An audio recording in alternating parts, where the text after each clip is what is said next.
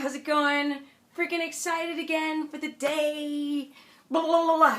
Okay, so I've got more keto news to talk about, and let's just get right to it. So yesterday I did a video about insulin sensitivity and how to become more insulin sensitive by working out, because you're able to rise to the surface of your muscle cells, insulin receptors that take fuel into the muscle cell and use it as energy, which makes you break down fat more efficiently, right? So we want to be insulin sensitive. We want to be able to take up more glycogen, because glycogen is not going to be stored as body fat. So that's what we want.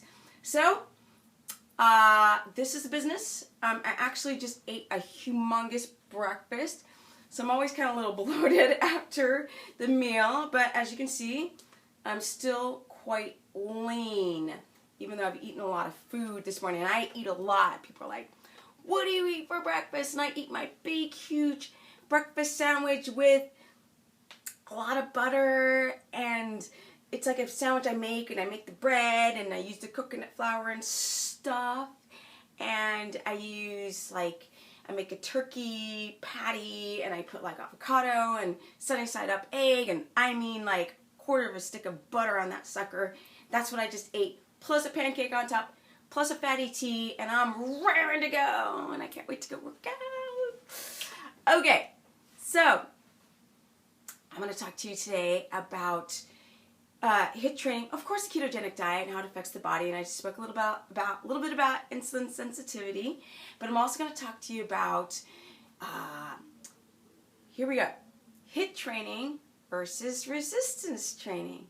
Now, yes, both of them can release growth hormone. Yeah, both of them can make you strong and have the business, right? Both of them can do that. Yes. Yes. But the kind of HIIT training is very important. And when people Google it online and they learn about the HIIT training, high intensity interval training, they do 30 seconds on, 30 seconds off. And guess what, people? That's not enough to get your cortisol levels down, and we want cortisol to be low because cortisol makes you store body fat, because it goes through a process called gluconeogenesis, which is the breakdown of amino acids from bone, skin, and muscle. Converts it back into sugar, where then you produce insulin, which is a fat-storing hormone. So it blocks ketogenesis. All right, we don't want cortisol, right? We don't want to go like 30 seconds, 30 seconds, 30 seconds, 30 seconds, 30 seconds, and then 30 seconds of slow or stopping or slow movement, right? Which is, now we're going slow 30 seconds, and then we're going ramping back up again. No. We want 30 seconds and 2 to 3 minutes. So if you're on the treadmill and you're like pounding it out, 30 seconds intense, burst of energy like a sprinter, then that's going to be followed by calm. Calm. Fill your lungs up with air. Yes? Let's get the stress hormone down by breathing. Big, huge, lofty, open up the mouth and get the air into the lungs. Drive cortisol down in the next 2 to 3 minutes before you ramp up. Boom. Okay. So guys, yes, you can HIIT train.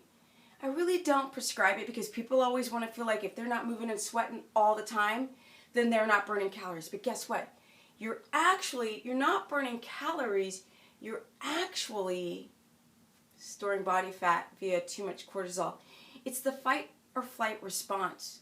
And anytime your body thinks that it's running from a lion, because our bodies don't know that we're in the modern time. Anytime you overpush the body, where are we at? 5 minutes? Okay, good. every time you overpush the body, you're going to produce cortisol.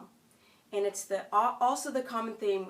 As long as I'm always saying, oh, I'm 46, which I am, and I'm 4 years in ketosis, and I have a busted knee, and I used to be pro skateboard and all that stuff.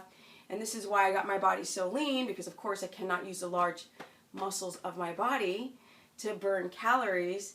And so what am I going to do? Cardio like this all day long? So the point is dietary response, knowing how to exercise to keep my cortisol low. Yes, I do go to the gym for 3 hours, but I'm really working on these legs here because they had atrophied over time. Now remember, I'm 46, so for a lot of years, from that big skateboard fall that had me break a lot of different things, my ACL, MCL, patella tendon, all these things in my knee became compromised, meniscus and such, that, and going through all these surgeries, that now I've got inflammation, not from carbohydrates, but just from overuse of the joints. So for me to build muscle, it's been very difficult. And you do build muscle in a state of ketosis, because I gained 8 pounds from my back and my legs being in a state of ketosis. Because yes, your body becomes insulin sensitive, and your body knows how to just use a little bit of insulin to drive amino acids into the muscle cell. Okay guys, so resistance training, to me, that's my favorite. I don't care what kind of resistance training. I don't care if I'm lifting my own body weight or if I'm actually, curling and lifting using my own muscle or crunching.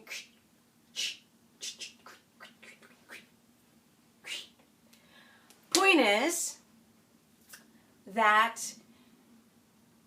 activating the mitochondria in your muscle cells, right? Women, get over the fact that you're building muscle. You're not building muscle. I'm a petite girl. It's about lowering your body fat and balancing your estrogen, progesterone, testosterone. You can't do that if you're just yoga. Yep. You gotta use the body. The body to stay young, you have to use it. So HIIT training, I prefer resistance training, because then I know that I'm getting better results with utilizing glycogen and having peripheral insulin sensitivity to make myself more badass and have the business, right? The business, yes. So, I think that kind of does it. HIIT training, make sure that it's 2 minutes to 3. I'm going to try to keep my videos under 10. Some people actually want them longer, and I'm like, who wants to listen to this weirdo talk for, forever? But HIIT training is great. It's all about not going over 30 seconds to keep your cortisol levels low, but still activate your nervous system, your respiratory system, your heart, lung, and fat metabolism, glycolysis. But really, we want to do resistance training and really, really, really and truly build those muscles.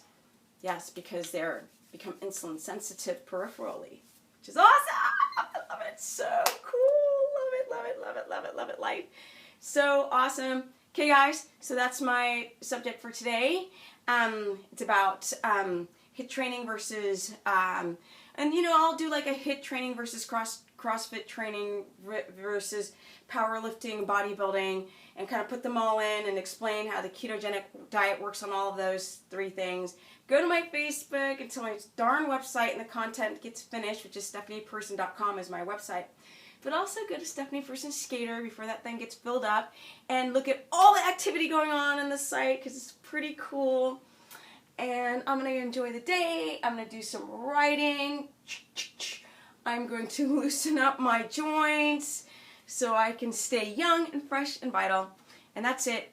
Resistance training is the one that I suggest to help stimulate ketogenesis. Women, got to do it. I just did a consultation with a woman saying that she didn't like to work out.